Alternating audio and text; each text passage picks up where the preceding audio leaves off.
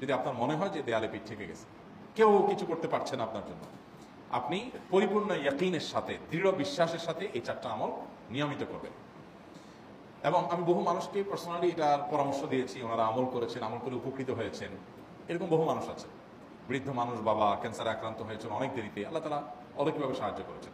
হ্যাঁ, কখনো যদি আল্লাহ তাআলা এই আমলগুলো করার পরও আমার বিপদ দূর না করেন, তাহলে হয় আমার আমলের মধ্যে কোনো ত্রুটি ছিল, অথবা আমার এই বিপদ দূর না হওয়ার মধ্যে আমার জন্য কোনো কল্যাণ নিহিত ছিল।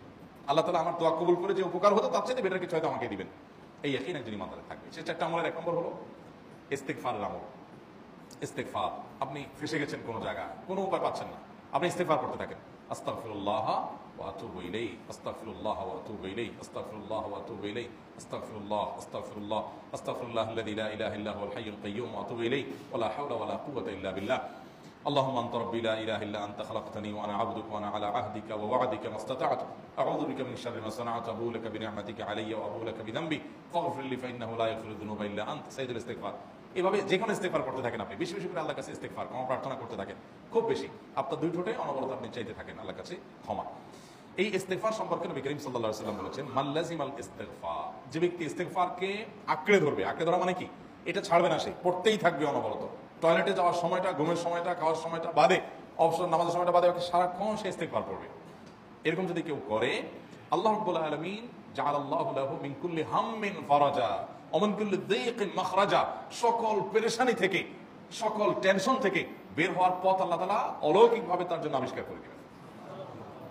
এবং আমি আমার জীবনে যেটা বলেছিলাম, বিস্তারিত বলতে চাই না, এরকম এরকম পরিস্থিতি আসছে যে চোখের সামনে কোনো আপাতত রক্ষার কোনো পথ আর খোলা নেই, এমন ভয়াবহ বিপদ, ইস্তেগফার করতে করতে এমন ভাবে আল্লাহ তাআলা সাহায্য করেছেন যে এটা কল্পনা করলেও মনে হয় যে স্বপ্নের মতো। কিভাবে এখন এই লোক এই জায়গায় আসলো আমার সাহায্যের জন্য, এরকম এটা আমি এই জায়গায় আসার কথা না, ঠিক উনি এসে হাজির হয়ে গেলেন এবং উপকারটা, আমার সমাধানটা হয়ে গেল সমস্যা।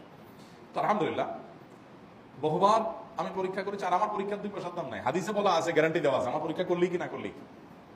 তাহলে একটা আমল হলো কি, ইস্তেগফার। সব সময়ের জন্য এটা কন্টিনিউয়াস করবেন, আর এমনি অবসর সময় ইস্তেগফার করবেন।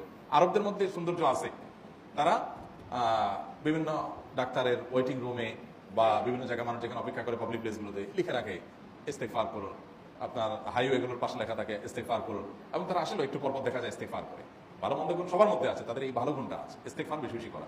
আমরা ইস্তেগফার সচরাচর এইভাবে অনবরত অবসর সময় করার অভ্যাস অনেকের মধ্যেই নাই, আমরা এটা চালু করবো ইনশাআল্লাহ। বিশেষ করে যখন কোনো সমস্যা হবে তখন ইস্তেগফার চলতে থাকবে মুখে অনবরত, ধীরে ধীরে মহব্বতের সাথে নিজেকে, নিজের পাপ অপরাধগুলোর কথা স্মরণ করে আল্লাহর কাছে মাফ চাইতে থাকবে, পেরেশানি দূর হবে ইনশাআল্লাহ। 1 নাম্বার 2, দুরূদ, নবী করিম সাল্লাল্লাহু আলাইহি সাল্লামের প্রতি দুরূদ পাঠ করা। এটা যদি আপনি নিয়মিত করতে থাকেন মহব্বতের সাথে, আল্লাহুম্মা সাল্লি আলা মুহাম্মাদ ওয়া আলা আলি মুহাম্মাদ কামা সাল্লাইতা আলা ইব্রাহিম ওয়া আলা আলি ইব্রাহিম ইন্নাকা হামিদুম মাজিদ, আল্লাহুম্মা বারিক আলা মুহাম্মাদ ওয়া আলা আলি মুহাম্মাদ কামা বারাকতা আলা ইব্রাহিম ওয়া আলা আলি ইব্রাহিম ইন্নাকা হামিদুম মাজিদ। আপনি একবার ছোট দুরূদ যদি পড়েন, সাল্লাল্লাহু আলাইহি ওয়াসাল্লাম, সাল্লাল্লাহু আলাইহি ওয়াসাল্লাম, আল্লাহুম্মা সাল্লি আলা মুহাম্মাদ ওয়া আলা আলি মুহাম্মাদ, শুধু এইটুকু পড়েন, জাযাল্লাহু আন্না মুহাম্মাদাম মা হুয়া আহলু, শুধু এইটুকু পড়েন।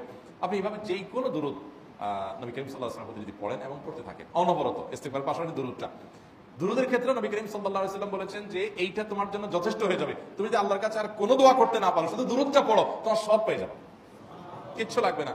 এক সাহাবী বলেছেন, রাসূলুল্লাহ, আমার দোয়ার মধ্যে দুরূদ কত % রাখবো? আমি তো আমার অনেক কিছু আল্লাহর কাছে চাইবো, দুরূদ মানে তো নবীজির জন্য দোয়া, মানে আমার জন্য তো আমি দোয়া করবো, আপনার জন্য দোয়া কত % করবো? 1/3, 1/4, তারপরে হাফ, এবার বিভিন্ন পার্সেন্টেজ বলছিলেন তিনি। নবী করিম সাল্লাল্লাহু আলাইহি ওয়াসাল্লাম বলেছেন যে হ্যাঁ, এর বেশি করতে হলে আরো ভালো, আরো ভালো। তো ভদ্রলোক এর বেশি, ওই সাহাবী রাদিয়াল্লাহু তাআলা আনহু, তিনি এর বেশি বাড়াতে একটা পর্যায়ে বলছেন আমি সব দোয়া আপনার জন্য করি। নবী করিম সাল্লাল্লাহু আলাইহি ওয়াসাল্লাম বলেছেন তাহলে তোমার আর কোনো দোয়াই করতে হবে না, এর মধ্যে সব দোয়া চলে আসবে। কারণ আপনি যদি বলেন আল্লাহ আপনার নবীর প্রতি আপনি রহমত নাজিল করেন, আপনার নবীর প্রতি আপনি শান্তি নাজিল করেন, আপনি যেটা দোয়া করেন, তো আল্লাহকে আল্লাহর নবীর প্রতি আপনি রহমত নাজিল করতে বললে আল্লাহ তাআলা আপনার প্রতি রহমত নাজিল করবেন কি করবেন না? আপনি কাউকে খুশি করতে চান, কার কাছ থেকে কিছু আদায় করতে চান, তার ছেলেটারে যদি হাদিয়া তোহফা দেন, আদর যত্ন করেন, তো বাই ডিফল্ট অটোমেটিকলি ওই লোকের সিম্পেথি আপনার দিকে আসবে কি আসবে না? চোখ বন্ধ করে আসবে। তো আল্লাহর নবীর জন্য যখন আপনি দোয়া করবেন তখন আল্লাহ তাআলা আপনার প্রতি রহমত নাজিল করবেন, এটা নবী সাল্লাল্লাহু আলাইহি ওয়াসাল্লামের ওয়াদা। যে কোনো পেরেশানি, তিনি আরো বলেছেন যদি কেউ দুরূদের আমল করে নিয়মিত, আল্লাহ রাব্বুল আলামিন তার সকল পেরেশানির জন্য যথেষ্ট করে দিবেন, এই আমলটাকে সবগুলো দূর করার জন্য যথেষ্ট হয়ে যাবে।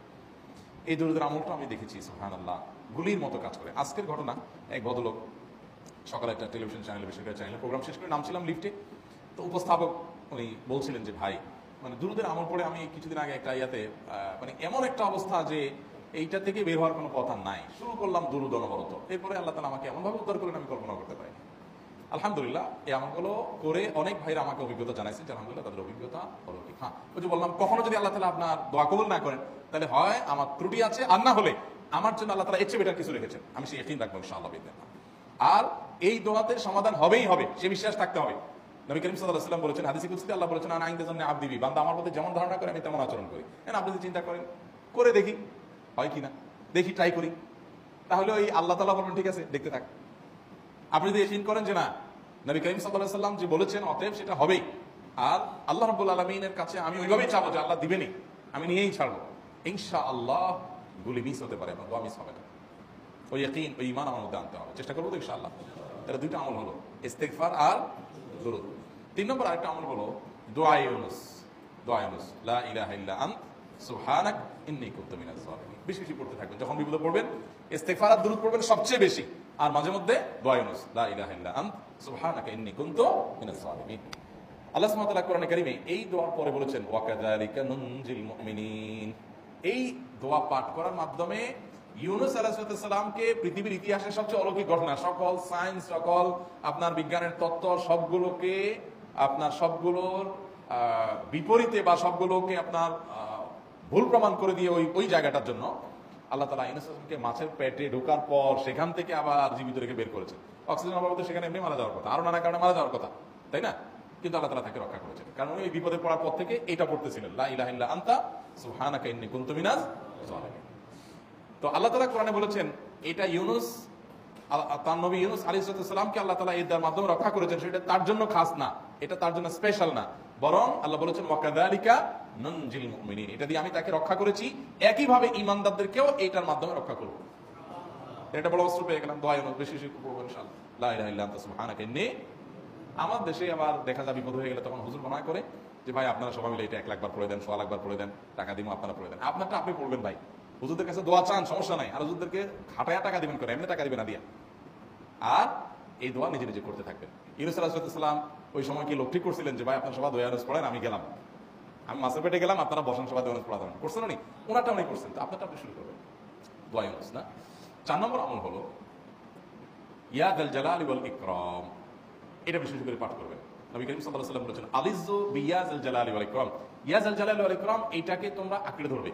ইয়া যাল জালালি ওয়াল ইকরাম মানে কি? এটা আল্লাহকে ডাকা, আর কিছু না, এবং হাদিসে বর্ণিত দোয়া, এটা মাসনুন দোয়া। ইয়া যাল জালালি ওয়াল ইকরাম মানে হে মহা ক্ষমতার অধিকারী, প্রতাপশালী এবং সম্মানের মালিক, এটা বলার মানে হলো আল্লাহর কাছে নিবেদন করা, যেহেতু আপনার প্রতাপ আছে, আপনার জালাল আছে, আপনার বড়ত্ব আছে, হে বড়ত্বের অধিকারী এবং হে সম্মানের অধিকারী, আপনার যদি আল্লাহ তাআলা এটা আপনার যদি এটা আছে, অতএব হে আল্লাহ আপনি আমাকে এটা দান করুন, আপনার সেখান থেকে আমার প্রতি রহম করুন, আপনার সেখান থেকে আমাকে, আপনার বড়ত্ব থেকে আমাকে আপনি হেফাজত করুন, আপনার একরাম থেকে আমাকে আপনি তাদি আপনি আমাকে রহম করুন। তো সেই দোয়া আল্লাহ তাআলার কাছে নিবেদন করতে পারি, ইয়া যাল জালালি ওয়াল ইকরাম। এর পাশাপাশি তাহাজ্জুদের নামাজ এবং যে কোনো নফল নামাজ, কারণ নবী সাল্লাল্লাহু আলাইহি ওয়াসাল্লাম ইজা হাযাবাহু আমরুন সাল্লা, নবীজি সাল্লাল্লাহু আলাইহি ওয়াসাল্লামের কোনো পেরেশানি শুরু হলে আগে ওযু করে 2 রাকাত নামাজ পড়তেন, ওযু করে 2 রাকাত নামাজ পড়তেন। আমাদের যখন পেটে ব্যথা শুরু হয় আগে কার কথা মনে পড়ে? ডাক্তারের কথা মনে পড়ে। যখন গায়ে জ্বর আসে সবার আগে মনে পড়ে কিসের কথা? নাপা, নাপা, ঠিক না? জ্বর আসছে গায়ে, সবার আগে আমরা কি চিন্তা করি? নাপা। নাপা আপনি চিন্তা করেন, খান, নিষেধ না তো, ওষুধ গ্রহণ করা সুন্নত, নবী সাল্লাল্লাহু আলাইহি ওয়াসাল্লাম নির্দেশ করেছেন ওষুধ সেবন করতে, আপনি করেন, ভালো কথা। কিন্তু ইমানদার সবকিছুর আগে ব্যথা আসছে, তাহলে ব্যথার জন্য একটা ওষুধ দোয়া শিখাইছেন, দোয়াটা আগে করবে, পাশাপাশি এটা করবে, এলো ইমানদারের কাজ। আমরা আজকাল ইমান থেকে অনেক দূরে সরে গেছি, আল্লাহ আমাদের সেই ইয়াকিন দান করুন। তাহাজ্জুদের সময় দোয়া অনেক বেশি দোয়া করতে, এই 4টা আমল ইনশাআল্লাহ আপনাকে এই ভয়াবহ বিপদ থেকে উদ্ধার করার জন্য সাহায্য করবে ইনশাআল্লাহ। সেই ইয়াকিন নিয়ে করবেন, সেই সাথে আসসালাতুল বলা, দান সাদকা করা, অন্যান্য যে আমলগুলো আছে টুকটাক সেগুলোর সাথে সাথে চালানো, বাকি এই 4টাকে বেসিক্যালি একটু জোরালোভাবে